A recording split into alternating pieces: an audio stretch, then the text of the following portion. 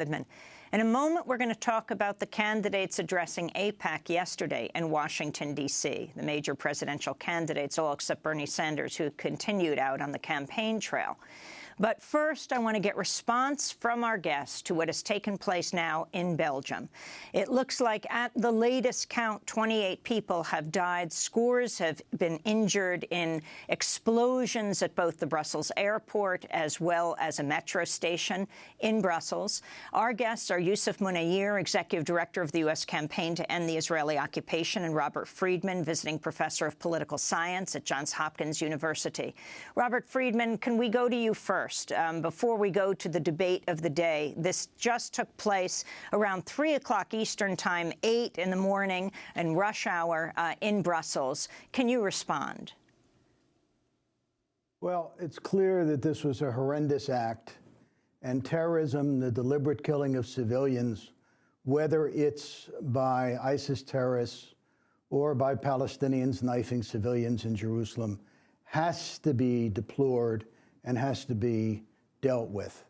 The irony of this, coming to the next part of our discussion, is that I'm sure Mr. Trump will seize upon this to demonstrate tougher action is needed against Muslim immigrants to the United States and against those who want to be refugees coming to the United States.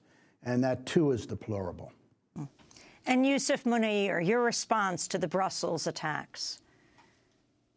Well, I would reject any characterization that likens the political violence that takes place under occupation and in systems of occupation like you see in Israel and Palestine to the horrific attacks that we saw today in Belgium.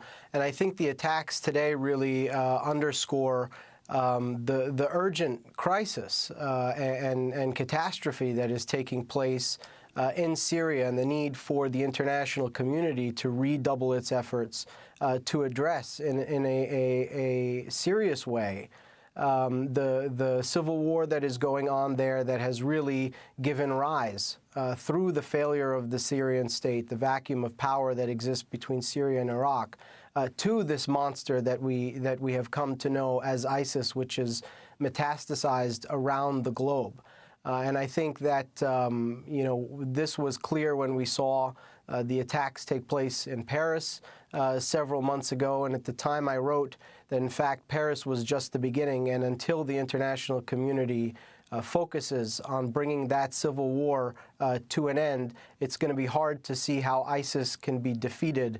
And so long as they have a territorial base in Syria and elsewhere, unfortunately, we're going to continue to see these kinds of attacks take place, regardless to how tight security becomes across Europe and elsewhere.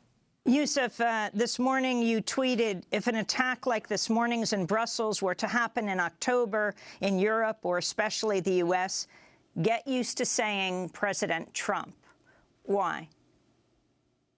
Well, I think, it's a real possibility that, people can be scared into voting for a candidate that has preyed on the fears of people.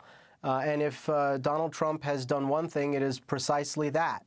And he has preyed on those who have, been willing to listen to the xenophobia, to the nativism, to the idea that the United States must shut itself off from the rest of the world, must close its doors to anyone coming in that is different in any way, must build walls.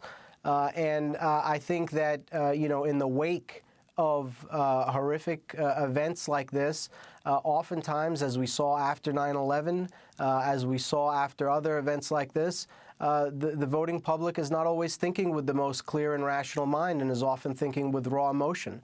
And I think the dangerous thing is if you have a nominee that is Donald Trump for the Republican Party, one of the major parties in the United States, he has a chance of becoming president. And if an attack like this were to happen, I think his chances increase exponentially.